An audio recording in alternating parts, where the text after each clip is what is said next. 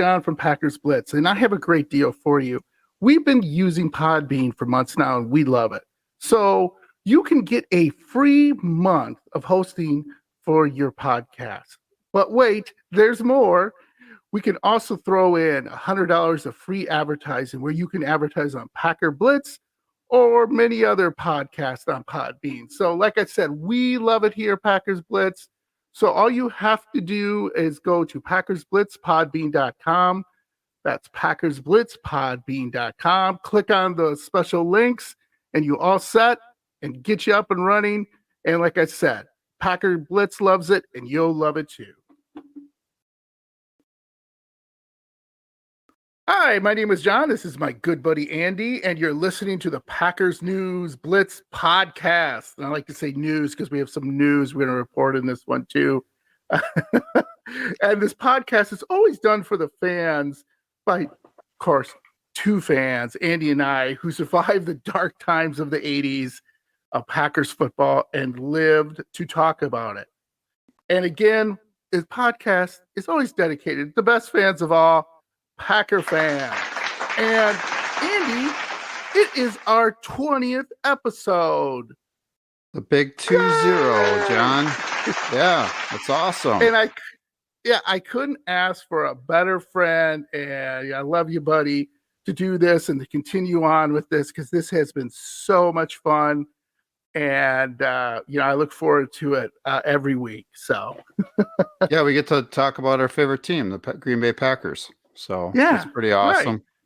Right. And get a lot of things off our chest, so to speak, and vent on pretty much a weekly basis, which is lately that's been necessary therapy, I think is the right word for it. Exactly, with all the news and all the things going on here. So oh my gosh, let's get right into it. Let's talk about Rodgers and the Packers. And this crazy trade and what's going on with the Jets. And oh boy, there's so much news out there and so much noise, as I like to say. But Andy, you have an introduction.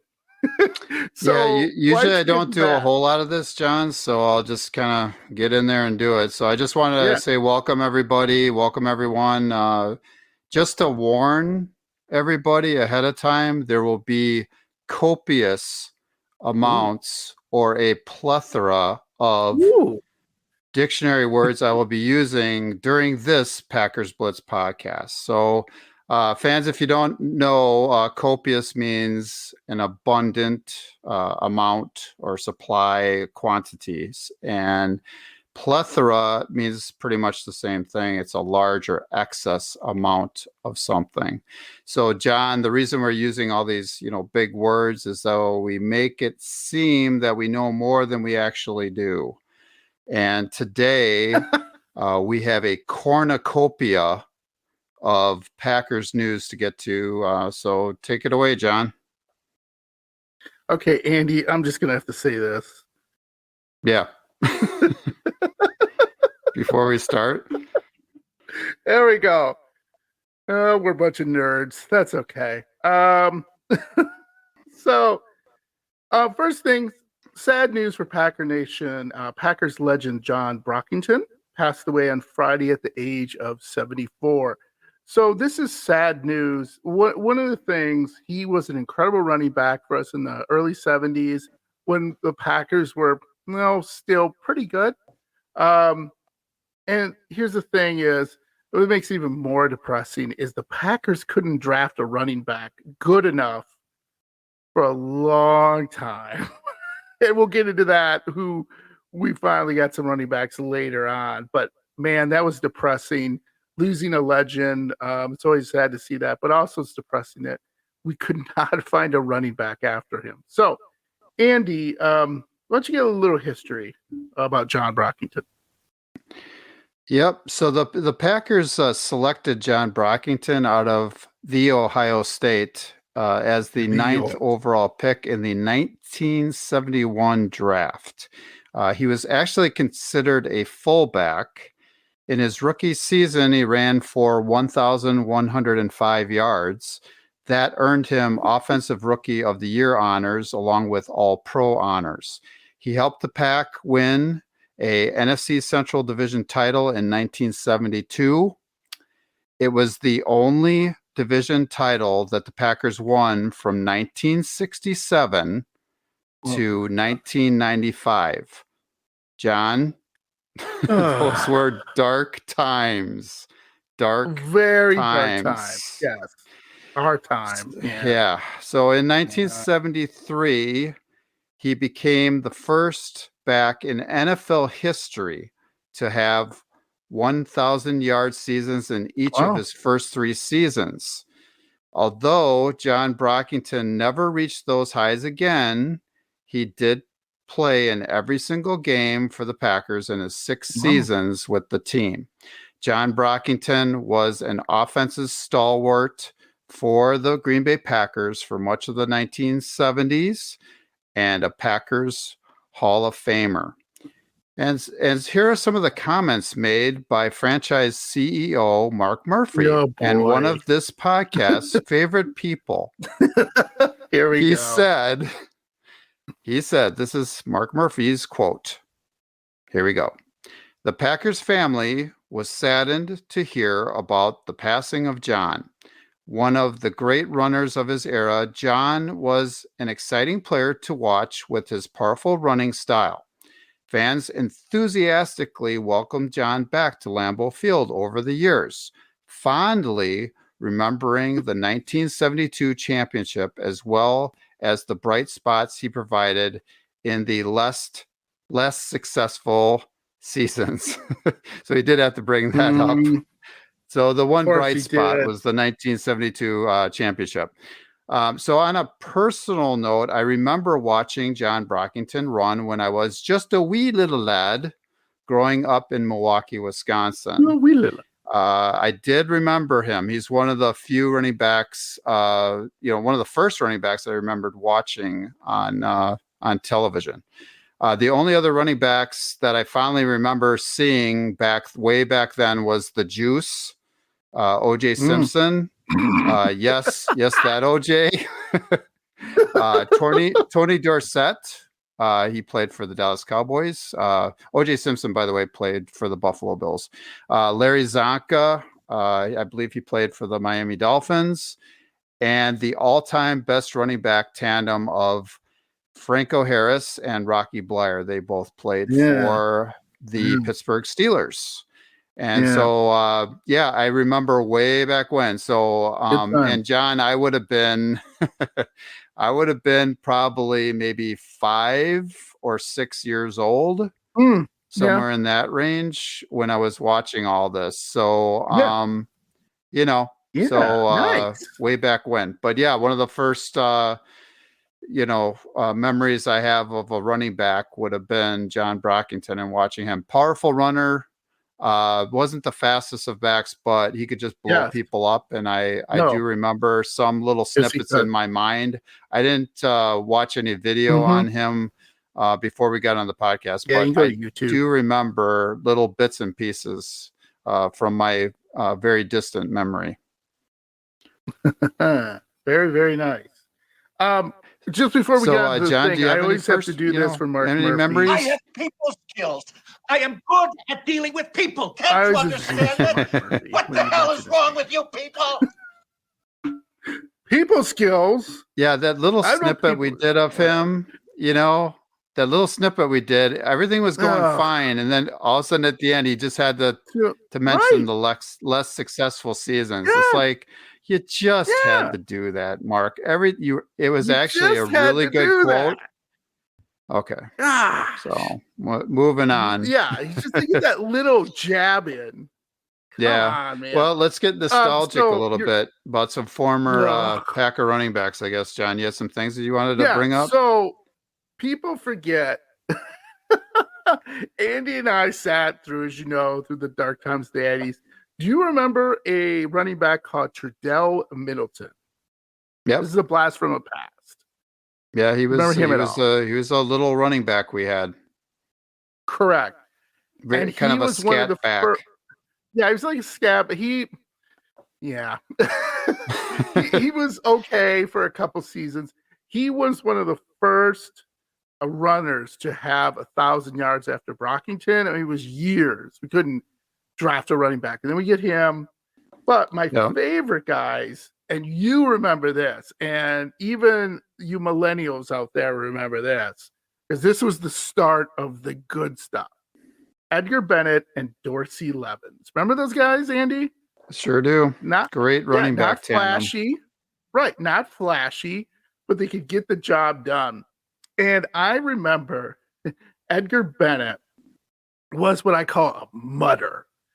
He could keep his feet like no one else when it was like muddy. I mean, the one thing to remember is go back in the time machine.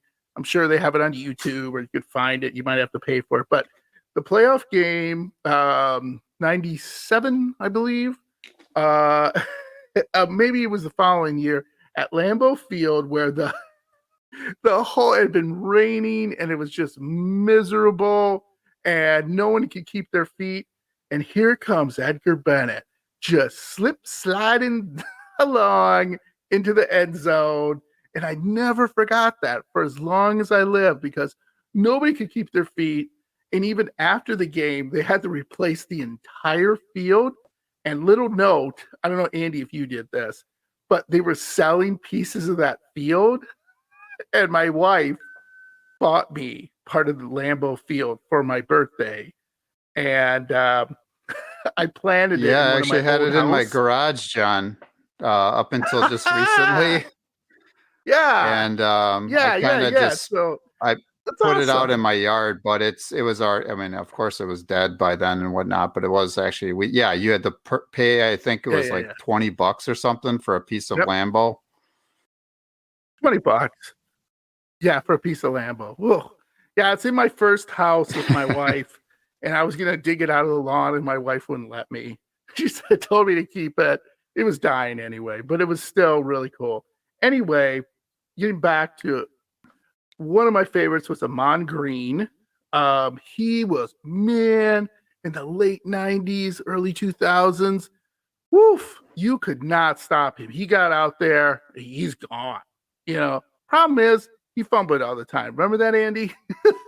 I remember quite often. He was our all-time leading rusher, wasn't he, though? Right. Didn't he? Still is. Yeah. Yeah. Okay. Yep. For the Packers. And and he was, but man, when he could hold on to the ball, look out, man. No one better. And we got him for like a pack of gum from Seattle. They just said, screw it. We don't want him anymore. And we basically took it for nothing. Got him for nothing, which he was a great running back. Ryan Grant. Do you remember Ryan Grant? Yeah, I got him for practically nothing too. Got him for nothing from the Giants. Wasn't that from like the Giants? New York Giants? Yes, got him from the Giants. Yeah, okay. Yeah. Mm-hmm. And he had a couple seasons. He was great.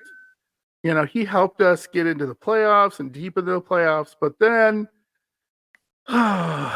like old story goes, soon as we got into the playoffs, for some reason, just like my boy Aaron Jones, he would fumble the ball, could not find a running lane, and just became this pedestrian back. And that was just like story of our lives. We get this hot running back, and then he gets to the playoffs, cannot get it done.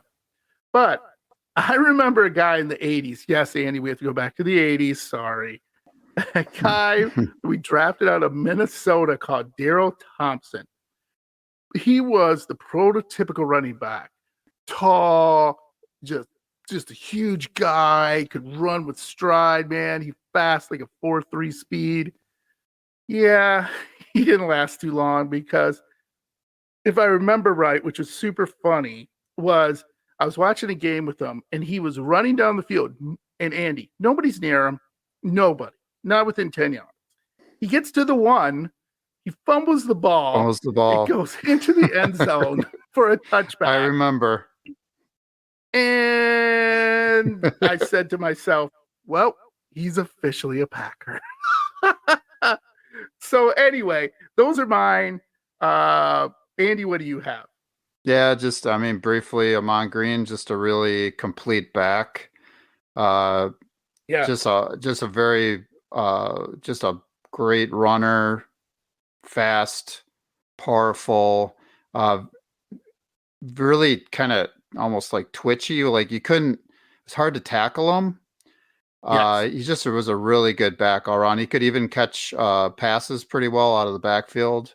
That was probably his one weakness, if anything, but he still was pretty good at it. So I'm just grasping at straws, so to speak, on that. Yeah. But I thought Edgar Bennett and Dorsey Levens probably were the best tandem that we had that complemented one another really well. They had skill sets that really did that very well. Absolutely. So I thought they really fit well as a tandem. And John, don't forget UConn legend Eric Torkelson. Remember him? Who? The Torque.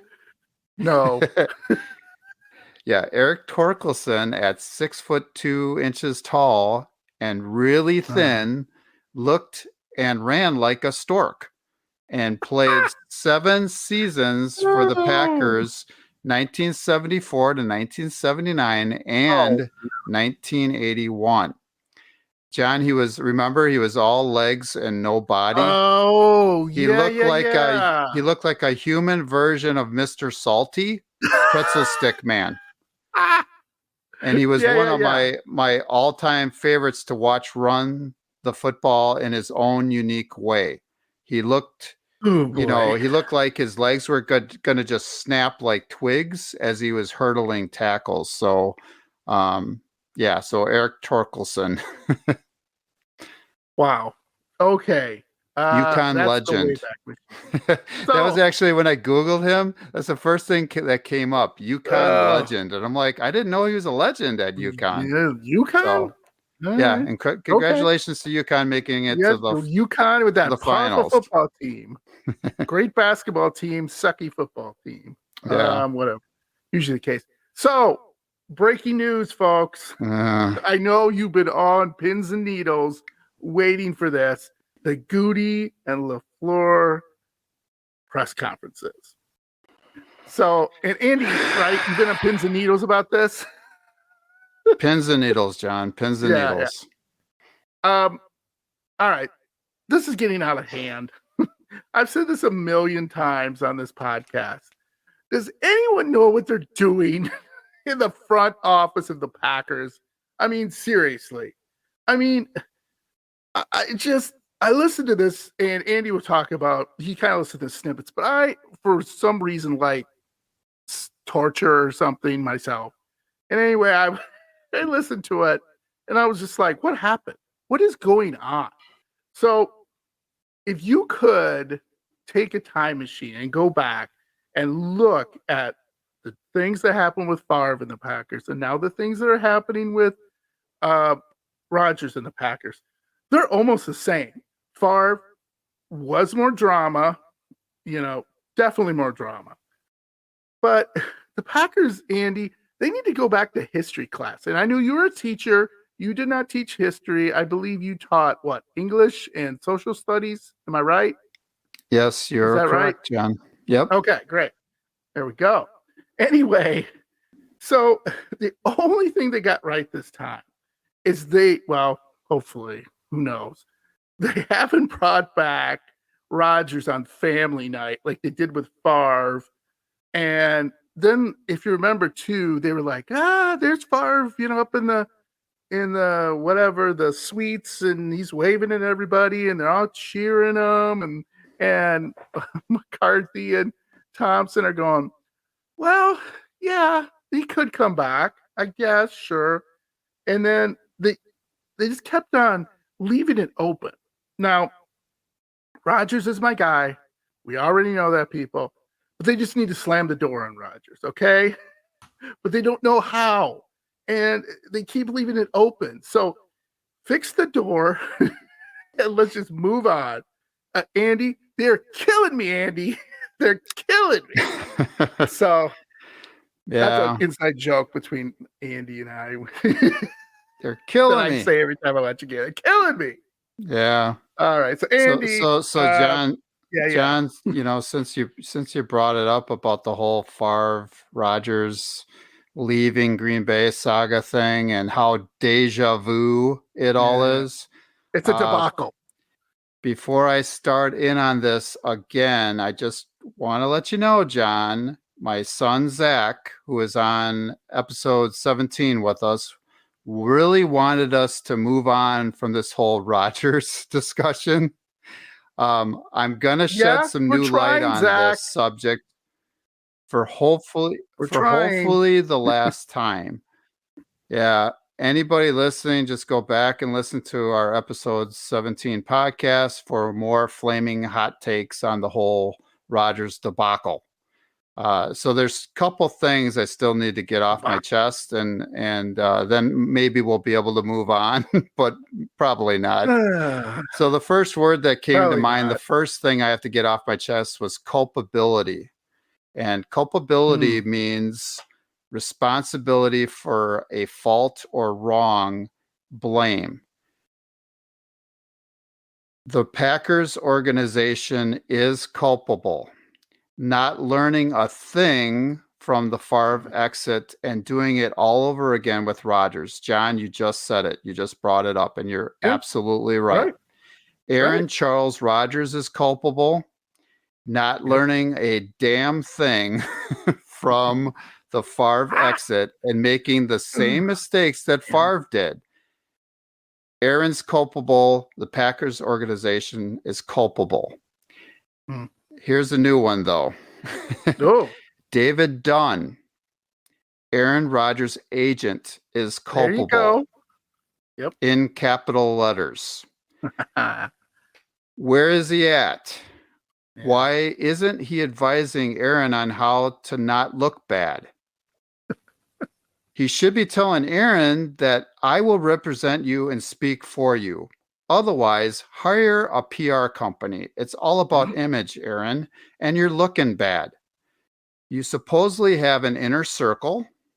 You need people surrounding you that aren't just yes men. You either get bad advice or no advice at all, because you are smarter than anybody else in the room or at the table.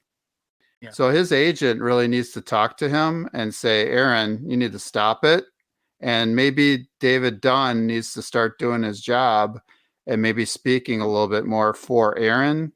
Right. Or again, he's hire a good PR company or something, because long-term, this is going to affect Aaron. So that's kind of a new one, John. I'll let you talk about that in a second. I'm just going to finish my train of thought. So that was the first thing, was culpability. So in conclusion, there's plenty of blame to go around, whether it's, David Dunn, Rodgers, the Packers, whatever. Unfortunately, Packer fans just have to deal with it. So the second thing I wanted to talk about was that this situation has been odious. So we had the culpability, and now we have the odiousness of this. And odious means, John and Packer fans, extremely unpleasant, repulsive. So again, these two things that I talk about, this whole saga has a lot of culpability issues and odiousness. In fact, it was manufactured by Odeon. John, that's a reference to Anchorman, by the way. Yeah, yeah. And so, John, any final thoughts on that before we talk about more about the Goody, LaFleur press conference and everything? I haven't even gotten into that yet. Yeah. First of all, I feel like I'm back at college, Andy. Thank you for bringing me back. All these big words that I have to memorize on the test for tomorrow. Yeah. Anyway, here's the thing. One thing I forgot, Andy? When Favre and the Packers were going through this difficult problem, they did hire a PR firm. The Packers hired this PR firm to give them advice on how to deal with the whole huge, at that time, it was a huge fallout. It's 100 times worse than what's going on, right? Yep. And they did. They had some Washington bigwigs who have dealt with, well, they're from Washington, so they deal with things. We won't get into that. That's the whole political stuff. But so again, that was 100 times worse. So you think you would have been like, oh man, I don't want to go through this again. We're going through it again. So anyway, that was just my thing. So Andy, you can move on now. Yeah, it's like the old record players. This just popped in my head. You got the one side, you turn it over, you're playing the other side. Except it's that same side all over again. Right, exactly. You know, you're expecting something new and different and better because you learned from your mistakes, and you turn over that record to the other side, and it's the same song. It's the same song and dance they've been doing. So yeah, right. So yeah. Good. So anyway, So the Goody and the LaFleur press conference. So so I'm only going to make like one comment on each, and we'll probably branch off into several other things to discuss, based on that. But basically, at the Goody presser, very interesting. He said that Aaron Rodgers couldn't be reached. So Aaron Rodgers, Aaron did not return the organization's phone calls, text messages, emails, whatever it was. Absolutely no communication on Aaron's part to the Packers after they were trying to get a hold of him. So I just want to say this. I'm going to say this word for word because I have it written out. So let me get this straight. Aaron is an employee of the Green Bay Packers organization making $59,500,000. Nice. What kind of employee gets away with no communication with his or her employer for weeks and weeks and weeks? Unbelievable, Aaron. Unbelievable. Inconceivable. And John, you know what I'm referencing to because Aaron Rodgers, one of his favorite movies is The Princess Bride. Princess Bride. And there's a scene in there that inconceivable comes up. So basically, there's this awesome actor. His name is Wallace Shawn, who played Vicini.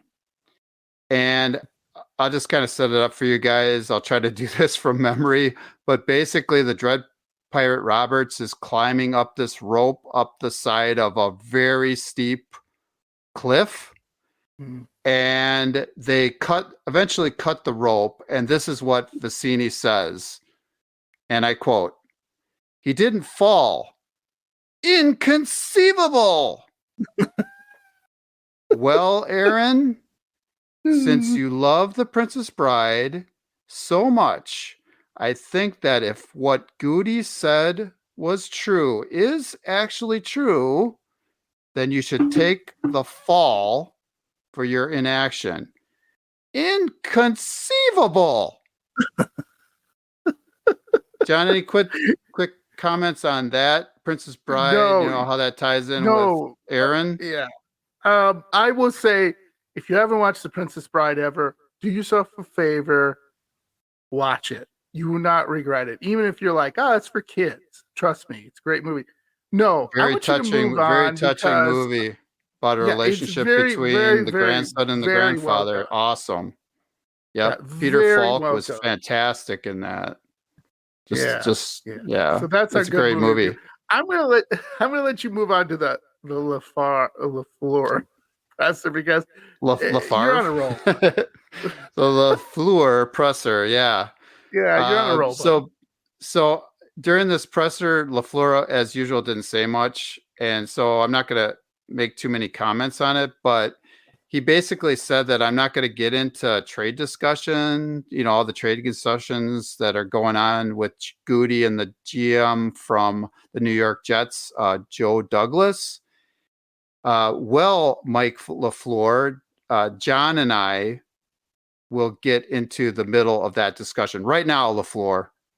So, John, you got any comments on that part of it where he didn't? Yes, I do. Thank you. So, Andy, that's hilarious and it's right on point. So I'm going to continue with Princess Bride. Okay.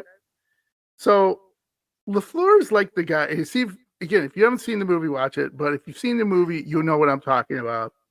So LaFleur is like the guy who's in the movie, since we're talking about Princess Bride. So when Buttercup tells the father-in-law, I don't know if you remember this, Andy, this near the end of the movie. It's perfect. It's perfect. And he tells the king, she tells the king after her wedding, you've been so kind to me, and kisses him on the cheek. And then she says, I'm going to kill myself. And the king just smiles and says to the queen, she kissed me. That's like LaFleur. She says, oh, you've been so kind. And that's LaFleur heard that, but he didn't hear the part, I'm going to kill myself. And that's like LaFleur exactly is like, this is what happens. So it's like LaFleur was told by Gutekunst and Murphy, hey, so you'll be LaFleur, okay? Andy. So I'm Goody and Murphy, and I say to you, hey, Matt, we're gonna move on from Rodgers, and you okay with that? So is Rodgers gonna be ready for training camp? Huh? What? Right. That's what it's kind of like. He totally missed it. They didn't say he's coming to. They said he's leaving. Yeah. And LaFleur's going, so he's gonna be ready for training camp, right? Like, no. Right. Yeah. He's. This is like I said. I'm going to kill myself. Hey, she gave me a kiss. I'm like, wait a minute. What? Yeah. How did that? Yep. So and then he made some interesting comments about Jordan Love, didn't he, John? Oh, I love these. So I'm really glad you brought this up. You just say your thing on that, and I'll then do a follow up on that. Buddy. But yeah, I'm glad you're going to talk about this. So then after LaFleur basically just goes like, oh, yeah, we love Rodgers, and he's one in a generation of talent, and he's great. Like someone had to like basically tell him he's not going to be here. He's leaving. Oh. So they asked him about Jordan Love. And this is my favorite. And, Andy, we already talked about it. I've heard the comments. So I'll just move on here. He says, and I quote, we need to temper our expectations. And I'm like, when he says that, this is what I think. Okay. So it's like, hey, Matt LaFleur, how's everything going with this one? Well, we need to temper our expectations. It's like that record scratch. Like, yeah, what? Did you just say that basically Jordan Love sucks? And then he goes into, like I said,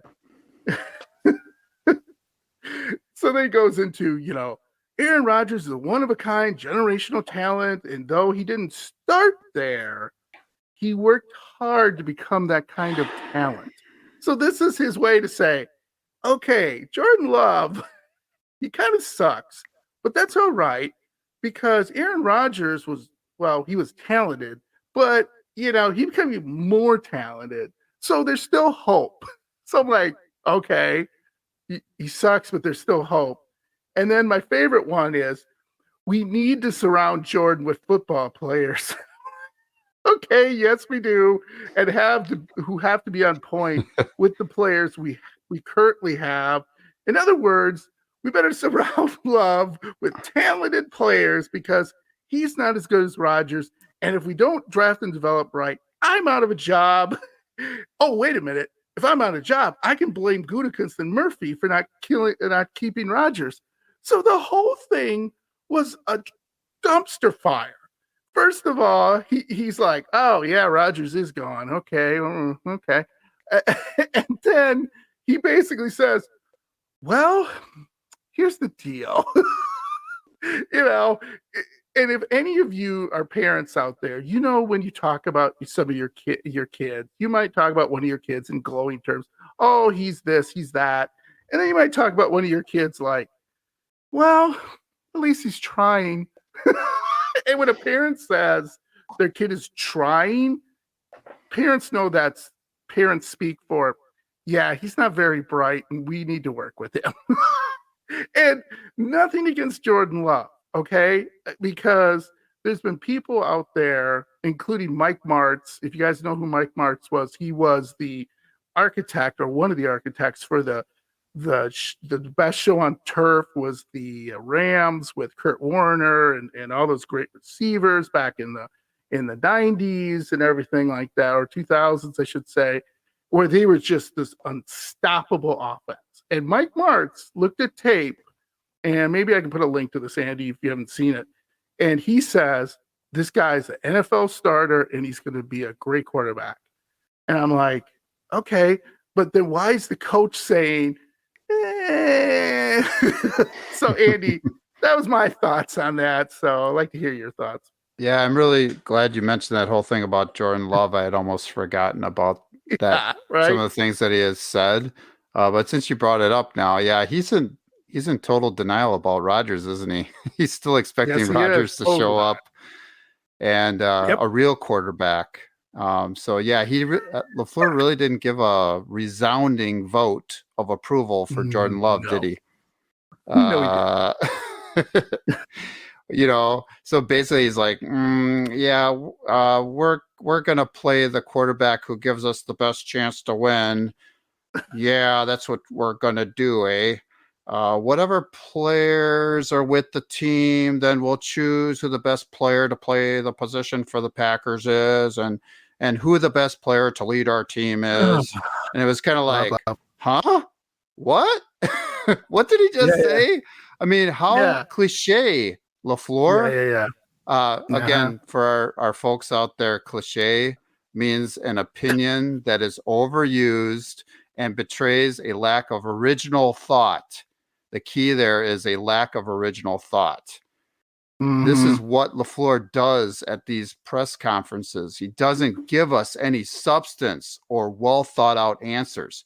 He uses a lot of Mark Murphy's playbook on that. So so it was just kind of funny listening to him. I heard a couple little clips of it, little snippets of some of the things that he said, and it's just like, seriously, it's the whole same cliche thing that you hear from all these football coaches during training camp and who they're going to choose to play a certain position or whatever. We're talking about quarterback, though. We're talking about the face of your franchise, buddy.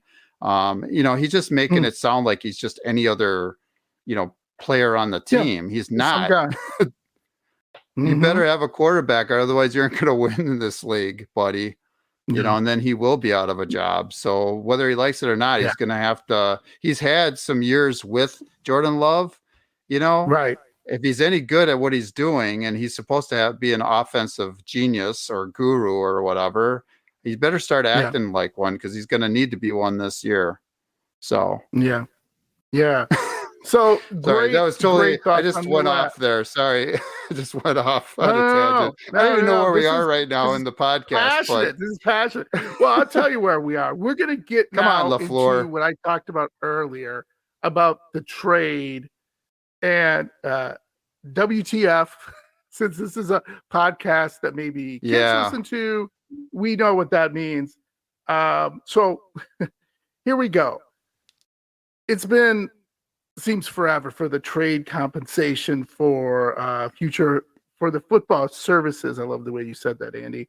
Future NFL Hall of Famer Aaron Charles Rodgers. So and I'll read this one because I want to go into you, Andy, because I think you have some really good. So what are my thoughts about the discussions of the trade and everything that I'm not going to get into too much, because just for Zach's sake, and maybe other people are sick of this, but here's the thing. What I've been hearing is that we're not going to get that much for him. So everyone thinks that we're going to get this Pirates booty of draft picks and players.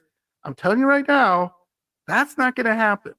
If we get a first, I will do cartwheels, and I can't do cartwheels, Andy, but I will try to do cartwheels if we get a first and like a second for him and a player. I will flip out. That's not going to happen. But Andy, let's just get right to it, because I just think we're in for a big letdown, and I'm sorry because this is an uplifting podcast, but I just think that we're not going to get what we think we want to get for future Hall of Fame. No, we're not. We're not going to get anything like Seattle got for Russell Wilson. We're not going to get anything like even the Lions got for Matthew Stafford. Yeah. And Aaron is arguably better than both those guys. Better than both of them. Yeah. And at least at this point, maybe even healthier than both those guys, because both of those guys were banged up big time last year. So that's sorry, off the subject. But no. So go start out with what do you think we're going to get from national media first?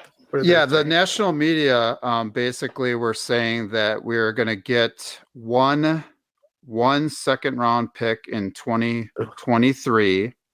Okay. Which hopefully is the higher of the two that they have right now, because they got one from Cleveland that's 42. Otherwise, it's 43. I think that's their pick. So they have 2 picks in the second round, and a conditional pick in 2024 as high as a first rounder. It's based off of whether Aaron comes back to play next year, whether he's going to retire or not, whether he's going to play more than 1 year.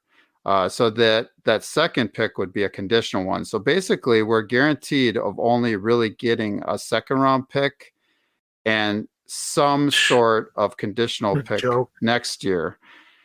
And that is the latest that the Jets wanted to attach. There's a draft pick that in 2025 that they wanted the Packers to attach in 2025 after the upcoming season. So that was the latest.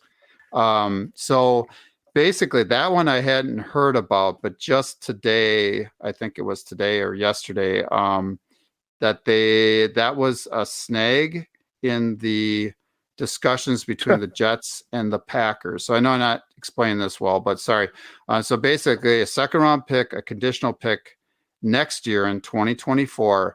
And then the Jets wanted the Packers to give them back a draft pick in 2025, if I was reading that right, if Rodgers retires. Yeah. So that's what the national media is saying. Does that make sense, John? I know I wasn't explaining that second part very well, but that the latest news was about the 20, and that I was like, what's going on with that? Yeah. So, okay. So anyway, if it were me and I was trying to get the ideal compensation, and the best case scenario would be to get the Jets' 13th pick in the first round this year and a second round pick. Hopefully, I don't really care, the 42nd or the 43rd, it doesn't really matter, in the 2023 draft. We need to help Jordan right now. We need to get him some weapons. He's not as good as Rodgers. We have to get some offensive playmakers. So basically, that we need the first round pick in 2023 and a conditional, unconditional, second round pick in 2024. And that's, in my opinion, we really do need those two things, but that's ideal compensation. That's the best case scenario I think that we can hope for at this point. The realistic compensation and the worst case scenario is this. So basically the Jets don't want to give up their first round pick, and we aren't going to, it really seems like we aren't going to get it this year. So, and I think the reason for that, and this is off the subject a little bit, but because they're at 13, they're going to be able to draft a really good offensive lineman, a left tackle in particular, or a right tackle to protect Aaron Rodgers. So I think that's why they don't want to give it up. Again, if we could get realistically the second round pick at 42 and a conditional maybe second to fourth round pick in 2024, as long as we got somewhere in that range, I think that's about the best we could hope for at this point. And that's actually, my worst case scenario. And I think that's going to happen. So The Jets had traded wide receiver Elijah Moore to the Cleveland Browns for their second round pick this year. The problem is, John and Packer fans out there, the Jets only have 6 draft picks in 2024. They don't have a third round pick, and they don't have a 7th round selection. I was listening to Colin Cowherd today, and they were talking about this third round pick and this stuff. It's like, come on, guys, do your homework. They don't have a third round pick this year, so you can't give the second and the third round pick because they don't have one. That means they're going to be giving maybe give us both second round picks, but that ain't going to happen either. They only have 6 picks. Yeah. And so that they aren't going to part with that number 1 pick or their 2 second round selections. I don't think that's going to happen. It's the worst case scenarios. I'd actually be happy with both seconds this year, but that ain't happening. They only have 6 picks this year. And they didn't have any compensatory picks or anything that I saw come up where we got a ton of them. And to be quite honest, I'd be happy maybe, since we have so many picks this year, maybe to be able to get a higher draft pick next year based on performance and this and that. So, anyway, I'm not sure if you have any thoughts on that, John.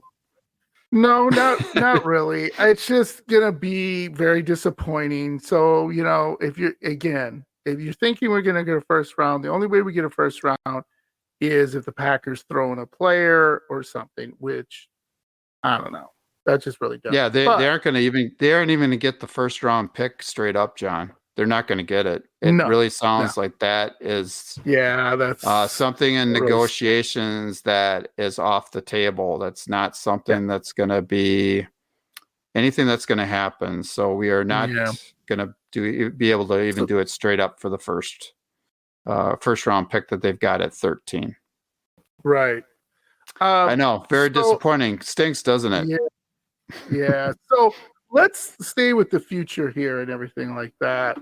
I just wanted to mention, really kind of interesting. This guy is not even on our draft guru radar. The Packers brought in from Florida State safety named Jamie Robinson. The weird thing about him, he's in the top 30.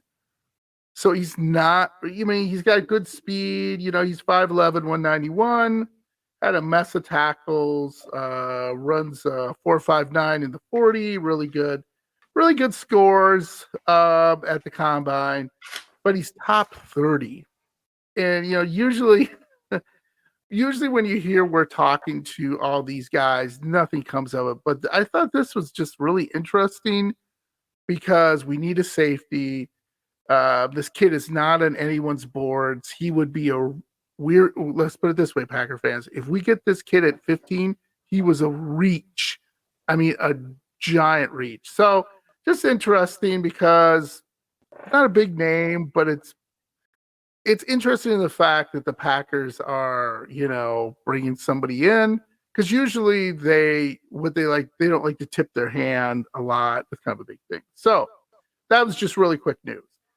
Andy, though, he brought a really interesting article to me to talk about he found this article about why do women over 40 leave their husbands. And I was like, what are we doing, a divorce show? what is this show? And then when he explained it to me more about Rodgers and the Packers, and I know we're going back to this, but I said, man, we have to include this in the podcast because this makes total sense because it's not only involved Rodgers, but also Favre.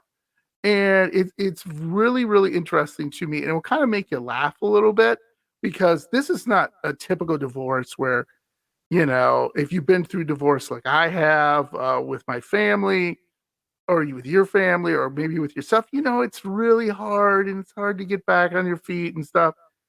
This is just really weird because it's between an organization and a player, and it's kind of man and wife.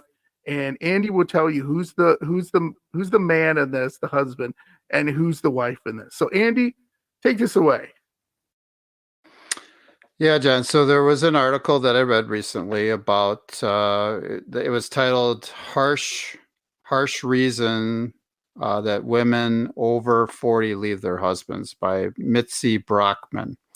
And she's kind of a specialist in relationships between, men and women and relationships of husbands and wives. So basically she's kind of a therapist, and she wrote this article. And so as I read it, I realized Erin is the wife in this relationship, and that the Packers organization is the husband.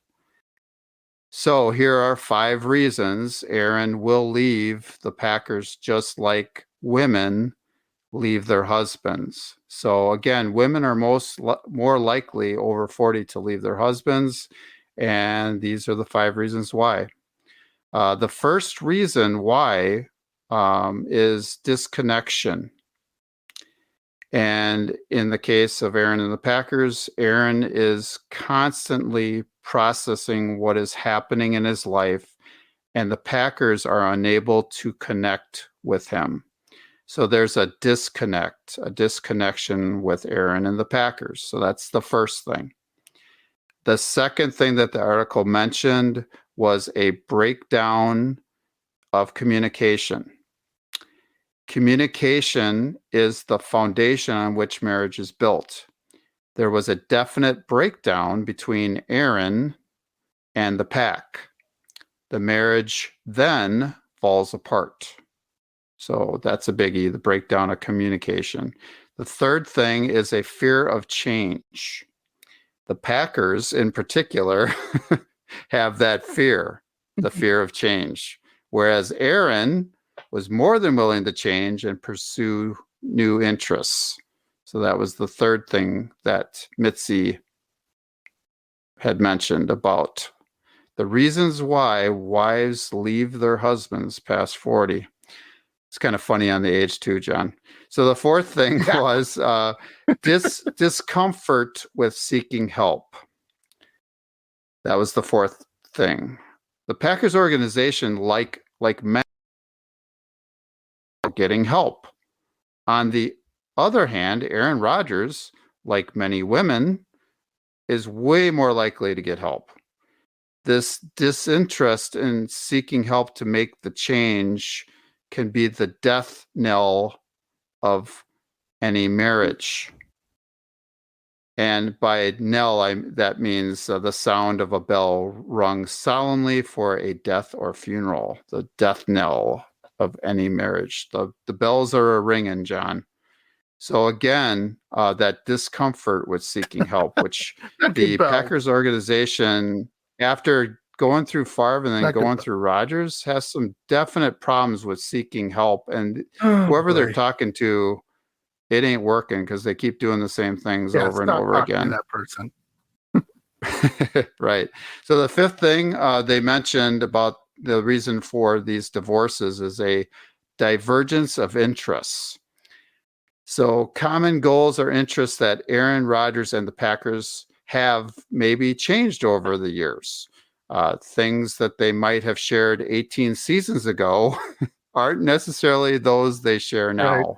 So there's a divergence of interest. So Aaron right now is out there doing a lot of different things, exploring, his journey in life and all this kind of stuff. And again, the Packers, I don't know if they really get it, but there is, again, that divergence of interest, the interests that Aaron Rodgers has, what his goals are and his interests are, and what the Packers' goals and interests are. So, so do you have any comments on this? Anything that you want to add about all the conclusions about, why this divorce is happening, the similarities between Aaron Rodgers and the Packers organization's divorce? Other than you hit it right on the head, right? So Aaron Rodgers is one of those, if he is the wife, he's going to the gym, he's working out again, wearing some things that he wore like 20 years ago, maybe staying out a little bit later, maybe a little more flirty. It's funny that we're using him as the wife, which I love. You know what I mean? And everybody says that in a divorce. If your wife comes home and she's always late, and then when you ask her, like, hey, what's going on and stuff, that's communication, right? Oh, blah, blah, blah. I told you I was doing it. And just like interest, like your wife, if your wife ever says to you, hey, let's go party, let's go out and do things. Like Andy and I, we've been both married over 20 years. If either one of our wives came home and said, hey, honey, let's go out and party, I'd be like, who are you? Like, what? Well, I'm not going to go out and party and get drunk. Are you out of your mind? What? Why? So I know there's something going on. And then really, the fear of change, right? Is that's a big thing in marriage, right? A lot of people don't want to change. Like, hey, if you want to be in this marriage, and I've heard this a million times, not only from my wife, but, other buddies I talk to who are married, they're like, hey, if you want to make this work, you're going to have to change. You're going to have to, do this and do that. And it may not be a big thing. It may be like, hey, you need to mow the lawn on Tuesdays instead of Wednesdays because I want to go whatever and do this. Okay, fine. And all those things add up to problems. Now, how does this happen? Complacency. That's one thing I've heard a lot, and I heard from my friend Michael. When you're in a marriage, like any marriage, you get complacent, right? She's going to be home. You're going to be home. You're both going to eat dinner. You're both going to watch a movie or whatever, right? You don't think about it. But then when things start, like I said, miscommunication, no one's showing up and showing up late and telling you want to party and you don't want to party, there's a problem, right? And we both, Andy and I, have been, just like every marriage, have our ups and downs, but we've made it through because we communicate and we try to understand a little bit more. And there's going to be times where you're banging your head against the table and going, she's not getting it. And she's doing the same thing to you. He's not getting it. But overall, we talk and we get through it. And the Packers just couldn't, right? It was too far gone. They decided 8-9, that's where we're going to sign the papers and move on. And Goody said that in not so many certain terms, because we already talked about that, where he said, well, when things started to go 8-9, we thought maybe it's time to move on. But they already wanted to do that 3 years ago. And that's what typically happens in a divorce too. That's one thing kind of mentioned in here. What usually happens is when a person's about to get divorced, that divorce has already started months ago. They just don't have the guts to go through it. And one way or another. So not to bring anybody down here, but I just don't get it. We knew those things are happening. You got to work on them and build a stronger relationship. And they did, but it was too late. So I think it's enough with that. I love that article, Andy. That was awesome. And so many things that like resounded with me. It's be like, yeah, this is a relationship like everything. And it's a marriage, basically. So yeah, well, awesome. I was going to mention one more thing, John, and it's, the Packers need to be relevant. And, yes. They made a decision to give Aaron Rodgers a 3-year contract at $150 million. Right. So if they were truly wanted the divorce, they should have maximized again, sell high, not low. After he won that MVP, they should have again then pivoted and traded him. Correct. And they didn't do that. So again, it's that fear of change. And I think that's a key right there. Is that the Packers organization wants to be a winning franchise. They need that. They don't want to go back to the dark times that we've talked about. And they want to win. And I have no problem with that.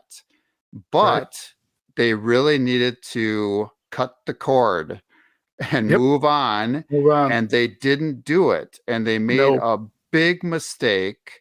If that's what they wanted to do, they should have did it. Right. And Exactly so they only have themselves to blame for that they're in this situation and they aren't going to get the value for Aaron Rodgers. So I thought I'd just add that. Yeah. And that was one thing that was totally off the cuff Packers fans. Totally winging it on that one. But I mean, love it. That I've heard that time and time again, John, from a lot of different people. The Packers want to be relevant. They want to be, they have to remain one of the greatest franchises in the National Football League. And that's how you stay relevant, is by winning. And they want to be on TV in prime time. They want to be the face of the NFL.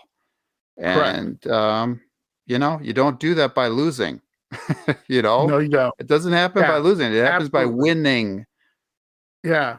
And the only comparison I can do, just really quickly before we conclude the show, is the Chicago Bulls. If you're in the 90s and you're a basketball fan, Michael Jordan and the Chicago Bulls were everything, right, Andy? I mean, they were the team. They won 6 championships. They could have won a 7th, maybe an 8th championship. But what did they do? Basically had a terrible marriage, went through a divorce with Michael Jordan, and went through all that thing, watched The Last Dance. It's a great documentary. And there's some similarities between it. Maybe we'll do an episode on this, between what's happening with the Packers. But have the Chicago Bulls been relevant in the past? Well, I don't know. 15 years? Let's just go a decade. Have they, Andy? Not Chicago Bulls done anything? Nope. No, they have not. Right? Not a thing. They're in our division with the Bucks, and the Bucks have been dominant for the past 7 years, maybe a little longer. But no, they're just a team. They're just a bunch of guys. And they don't get it used to be Chicago Bulls were on everything. You couldn't turn on the TV without seeing the Bulls on TV and radio and newspaper and you name it. Now, they got a couple good players. I don't know basketball that much, so I can't say, but I do know they're not relevant. And that's what's going to happen to the Packers if they don't watch what they're doing. So anyway, that's the thing. So we're going to end the show with this. We have a bunch of exciting things, but before we end the show, Andy, we're huge in Australia. Yeah, you told me about that. That's awesome. Yeah. So that's people listening in Australia, hopefully you're still listening. We love you. We got Packer fans in Australia. Gotta love that. Canada is listening to us too. So hey, Canada, we love you. They're back, John. They're back. They're back again. So this is the greatest month of all because I'm excited. It's like Christmas if you're a football fan. So hopefully Rodgers will be traded before the draft. We already talked about that, what we could get. But we're going to have, and Andy and I are going to talk about this, we're going to have a full mock draft, picks 1 through 32, who we're going to pick. Okay. And I know this is a Packers podcast, but we're going to go 1 through 32 because I'm curious of how this is going to match up with Andy and I's picks and with the picks that actually happen. And as a bonus, hopefully this happens. We're just two guys trying to make a podcast. We will be live, hopefully, Thursday, April 27th, straight from the Packers Blitz Man Cave, my place. And Andy and I will be covering picks 1 through 32. Are you ready for that, Andy? Are you ready to do that? I'm ready. Our first Packers Blitz draft. So let's get to work, Andy. I love this time of year. Everyone has hope for their team and hope who they draft. So I'm really excited about it. So Andy, what do you got on that? Yeah, I will be doing some major research, John. Major research, analysis, and number crunching. Yeah, remember that old line that we used to hear back at Platteville? Number crunching. Oh my gosh. I'm excited for the extra draft pick or draft picks the Packers will receive from the Jets with the pending Aaron Rodgers trade before the NFL draft. Yes. I hope that everyone learned a plethora of new dictionary words today. Culpability, odious, cliche, knell, etc. It's really inconceivable all of the new words everybody can learn listening to Packers Blitz. And as always, thank you, Packers fans, for joining us today. And thank you, John, for hosting with me. Love it, buddy. Like I said, 20th episode. This is always great. Again, you guys can listen to us on any podcast hosting site out there. We're also on YouTube. Please leave a comment. Please talk to us about your draft picks. We promise not to be talking about Rodgers too much more until, well, we get our draft picks, whatever, or draft pick. So anyway, love you, Andy. Always great to talk to you. And I will see you next week. See you next week, John. All right, buddy.